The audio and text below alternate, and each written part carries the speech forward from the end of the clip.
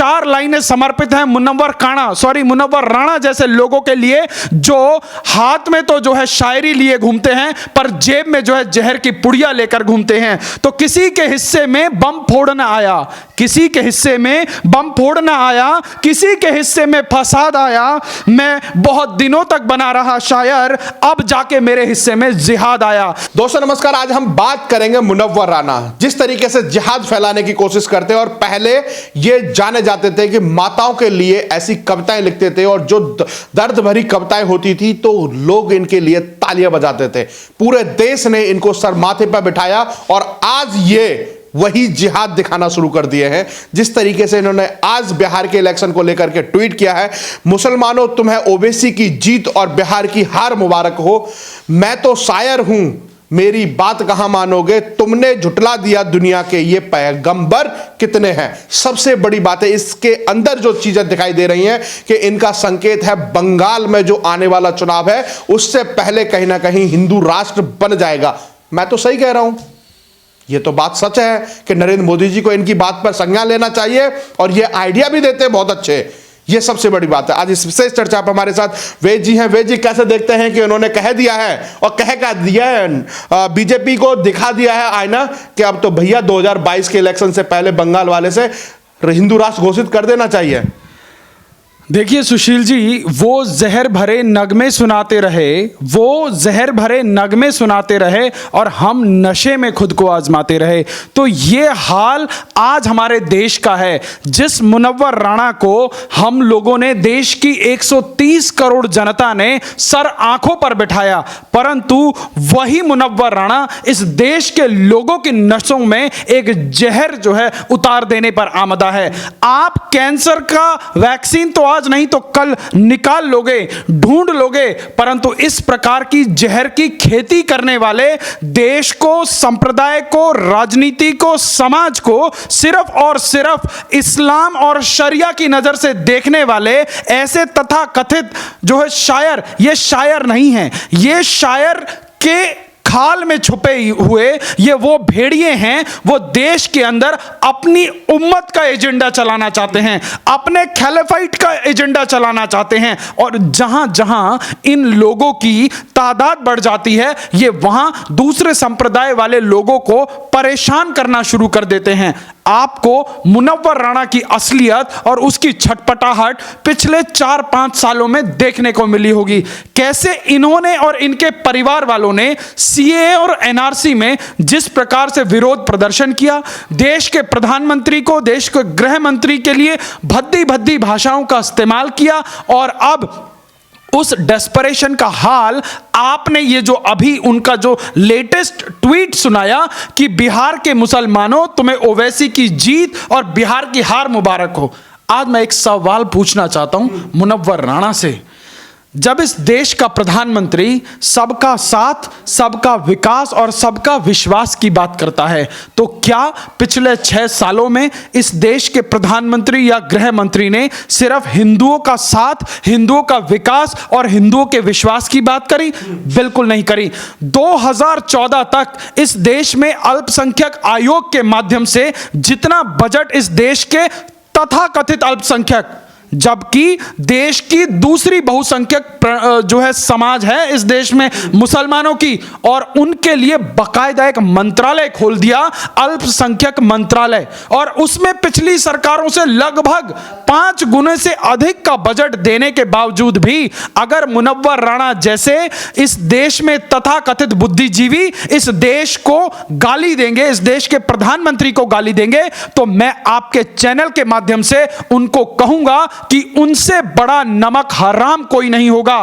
क्यों? क्योंकि मुझे याद आती है वो फिल्म सरफरोश, जिसमें नसीरुद्दीन शाह ने एक इसी प्रकार का रोल जो है किया था कि बनेंगे तो वो शायर, पर शायरी की आड़ में उस देश के अंदर जो एक जहर की खेती और जो अपने उम्मा और खैलेफाइट का एजेंडा वो यहां चलाना चाहते हैं। आप देखिए, हम एक ऐसे देश में रहते हैं जिस देश के अंदर सर्वे भवन्तु सुखिनः सर्वे सन्तु निरामय की बात की जाती है। मुझे गर्व है सुशील जी कि मैं एक ऐसे संप्रदाय से आता हूं कि जब मैं सुबह सोकर बिस्तर से उतरता हूं तो मेरे संस्कार मुझे सिखाते हैं कि सबसे पहले धरती मां पर कदम रखने से पहले धरती मां का वंदन किया जाता है, भगवान का जो है धन्यवाद किया जाता है कि हे मां, मैं तुम्हारे ऊपर जो है अपने कदम रखने वाला हूं, मुझे जो है माफ करना। ये हमारे संस्कार हैं। वेद जी, सबसे बड़ी बात है कि जिस तरीके से अब बिहार में जो तेजस्वी की हार हुई है उसको लेकर के मुनव्वर राणा का बहुत बड़ा खींच सामने आ रहा है। उन्होंने कहा है कि अगर ओबीसी 5 सीट उनसे तेजस्वी से मांग लेते तो वो दे देते। कहीं ना कहीं ओबीसी ने वोट काटने का काम किया है और बीजेपी के सपोर्ट में इन्होंने काम किया है। हमने तो इनके बाप दादाओं को रोडों पर टहलते हुए देखा है, घूमते हुए देखा है। 15,000 की करोड़ की जो संपत्ति है वो ऐसे ही नहीं हो गई है। वो कहीं ना कहीं आरोप ये लगा रहे हैं कि बीजेपी से साठगांठ करके पैसा कमाया है इन्होंने और सिर्फ 5 सीट जीत करके आए हैं और बाकी मुस्लिम वोटों को इन्होंने बहला फुसला करके वोट काटने का काम किया है। देखिए सुशील जी, अगर बाप दादाओं की बात निकली है तो बहुत दूर तक जाएगी। मुनव्वर राणा जी के लिए यही मुनासिब होगा कि बाप दादाओं की तो बात ही नहीं करें। जिनके बाप दादाओं ने तलवार की धार से डरकर अपना धर्म परिवर्तन कर लिया और आज उसी धर्म के ठेकेदार बने हुए बैठे हैं, उन लोगों के लिए जो है यहां बोलने की गुंजाइश नहीं है। हमने उन पत्रकारों को भी देखा, उन तमाम जो है शायरों को भी देखा जो ये कह के निकल गए कि किसी के बाप का हिंदुस्तान थोड़ी है। अगर किसी के बाप का हिंदुस्तान थोड़ी अगर ना होता, अगर उनके भी बाप दादाओं का हिंदुस्तान होता तो उनके संप्रदाय के लोग देश की राजधानी को जो है फूंकते नहीं, देश की राजधानी में आगजनी नहीं करते। तो 4 लाइनें समर्पित हैं मुनव्वर राणा जैसे लोगों के लिए जो हाथ में तो जो है शायरी लिए घूमते हैं पर जेब में जो है जहर की पुड़िया लेकर घूमते हैं। तो किसी के हिस्से में बम फोड़ना आया, किसी के हिस्से में बम फोड़ना आया, किसी के हिस्से में फसाद आया। मैं बहुत दिनों तक बना रहा शायर, अब जाके मेरे हिस्से में जिहाद आया। तो इस प्रकार की बौद्धिक जिहाद करने वाले लोग आज देश के सामने एक्सपोज हो रहे हैं और मेरा अनुरोध इस देश की उस बहुसंख्यक समाज से है जो कहीं ना कहीं जो है एक सेकुलरिज्म का बुर्का ओढ़ के एक इग्नोरेंस की जीवन में जी रही है। आपको तमाम देश के अंदर हो रही जो हरकतें हैं उससे संज्ञान लेना होगा। आप देखिए, देश में शाहीन बाग हो गया, उसके बाद यूएस के राष्ट्रपति के आते वक्त इस देश के अंदर देश की राजधानी को जलाने का काम किया गया। उसके बाद आप जाके बेंगलोर में देख लीजिए, बेंगलोर जला दिया गया। मुनव्वर राणा कहते हैं कि मेरे बाप दादाओं और मेरे पुरखों के बारे में अगर कोई कुछ गलत बोलेगा तो हम उसका गला काट देंगे। मुनव्वर राणा, आपसे एक सवाल पूछता हूं मैं खबर इंडिया के माध्यम से, आपके बाप दादाओं ने इस देश में तमाम लाखों करोड़ों लोगों का कत्लेआम मचाया, उनका खून बहाया, जनेऊ तौले गए। आप सोचिए, एक जो ब्राह्मण जनेऊ पहनता है उसका वजन कितना होता होगा। एक दिन में कई मन जनेऊ तोला जाता था। ये मुनव्वर राणा के बाप दादाओं ने किया, जिसके नाम पे ये उछलते हैं कि हमने 800 साल तक इस देश में राज किया। आपने उनके खिलाफ तो कुछ नहीं बोला।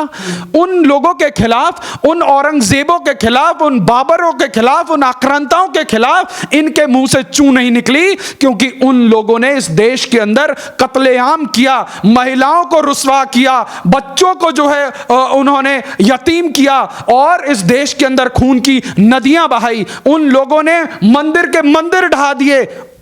उसके विषय में तो मुनव्वर राणा की कलम से एक कविता नहीं निकली, एक शेर नहीं निकला, परंतु मुनव्वर राणा की कलम किसके लिए शेर लिखती है? सोनिया गांधी के लिए शेर लिखती है, क्योंकि सोनिया गांधी इन लोगों के हितों को प्रोटेक्ट करती हैं, इन लोगों के घमंड को प्रोटेक्ट करती हैं। आज दोगलेपन की इंतहा देखिए सुशील जी, एक तरफ ये बोलते हैं कि हमने 800 वर्षों तक जो है इस देश में राज किया, दूसरी तरफ ये बोलते हैं कि पिछले 70 सालों में हमें सबसे कम मौके मिले, हमें सबसे कम जो है इस देश के अंदर अपॉर्चुनिटीज मिली। आज इतिहास का विश्लेषण करने की आवश्यकता है। 1947 से पहले इस देश के अंदर तमाम इस्लामिक छोटी छोटी रियासतें थी, चाहे नवाब रामपुर हो, चाहे नवाब लखनऊ हो, चाहे निजाम हैदराबाद हो। आप गिन लीजिए, 1 दर्जन से अधिक इस्लामिक छोटी बड़ी रियासतें थी। हिंदुओं की कोई ऐसी बड़ी रियासत नहीं थी देश के आजाद होने से पहले। एक महाराजा पटियाला की रियासत थी। सिखों की भी अगर बात कर ली जाए, 800 साल तक इन्होंने इस देश में राज किया।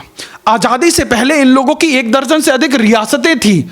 उसके बाद भी अगर आज देश में सबसे ज्यादा अगर ये इस बात को क्लेम करते हैं कि हमें कम अपॉर्चुनिटी मिली, तो भैया तुम लोगों को इस देश की कांग्रेस ने सिर्फ प्रयोग किया और प्रयोग करके छोड़ दिया। अगर तुम्हारी आंख आज अभी भी नहीं खुलती तो तुम्हारे जैसी संप्रदाय, तुम्हारे जैसी इग्नोरेंट संप्रदाय इस दुनिया में नहीं हो सकती। अगर देश की जनता का इतना अभूतपूर्व प्यार और सम्मान पाने के बावजूद भी अगर मुनव्वर राणा को इस देश में अपना ही व्यक्तिगत जो है एजेंडा चलाना है, अपने संप्रदाय का एजेंडा चलाना है, अपने शरिया का एजेंडा चलाना है, तो मुनव्वर राणा तुम्हारे संप्रदाय के 56 देश हैं, 57 देश हैं, जहां तुम्हारी चलती हो वहां चले जाओ, क्योंकि इतनी बकवास किसी और दूसरे देश में नहीं चलती। इस देश के अंदर आपको बोलने की आजादी है, आपको अपने धर्म संप्रदाय को प्रैक्टिस करने की आजादी है। इतनी आजादी है कि आप जुम्मे की नमाज के लिए आप सड़कों को जाम कर देते हैं, आप रेलवे ट्रैक्स को जाम कर देते हैं। उसके बाद भी अगर आपको इस देश में डर लगता है और आपको लगता है कि आपके ही संप्रदाय के बीच में कोई व्यक्ति जो है एजेंट है बीजेपी का, तो भैया आप तो अपने समाज के बड़े हैं, आप उसको अपने घर पे बुलाइए, चाय पे बुलाइए, क्योंकि आपके समाज में तो इतनी ज्यादा एकता है कि देश में कांग्रेस ने पिछले 70 सालों से आप लोगों को कंधे पर बिठाकर घुमाया है। इस देश में कांग्रेस ने नवरात्रि की पूजा नहीं करी होगी, जो है रामायण के पाठ उतने नहीं कराए होंगे, परंतु इस देश में कांग्रेस ने इतने जो है इफ्तार की दावत कर ली कि शायद आप लोगों ने नहीं करी होंगी। अगर उसके बाद भी अगर आपको लगता है तो ये आपके समाज के अंदर का जो है इंटरनल कॉन्फ्लिक्ट है, आप उसको बिठाकर ठीक कर लें। पर देश ने आपको बहुत सम्मान दिया है, अगर आप जो है इस देश के सम्मान की अवहेलना करेंगे तो इस देश की जनता अर्श से बिठाए हुए व्यक्ति को फर्श पे उतारना जानती है। बहुत बहुत धन्यवाद, आप हमारे साथ जुड़े। अब आपको इस बात से समझ लेना चाहिए कि जिस तरीके से बिहार का चुनाव एनडीए ने जीता और बीजेपी के पक्ष में वो चुनाव रहा, अब कहीं ना कहीं बंगाल और उत्तर प्रदेश पे इन लोगों की नजर है और ओवैसी को खुलेआम उनको बीजेपी का एजेंट तक कह दिया है। कहीं ना कहीं ये हमें देश में और हमारे देश के अंदर जो जिस तरीके का जिहाद फैलाना चाहते हैं उस पर भी हम लोगों को विचार करना चाहिए, क्योंकि एक समुदाय पूरा एक इकट्ठा होने की कोशिश करता है और एक समुदाय है वो जाति धर्मों में बटा हुआ है। इस पर बहुत ही विचार कर लेना चाहिए। समय रहते हुए अगर नहीं किया तो इसका परिणाम आप लोगों को भुगतना पड़ेगा। आप हमारे साथ जुड़े रहिए। जय हिंद, जय भारत।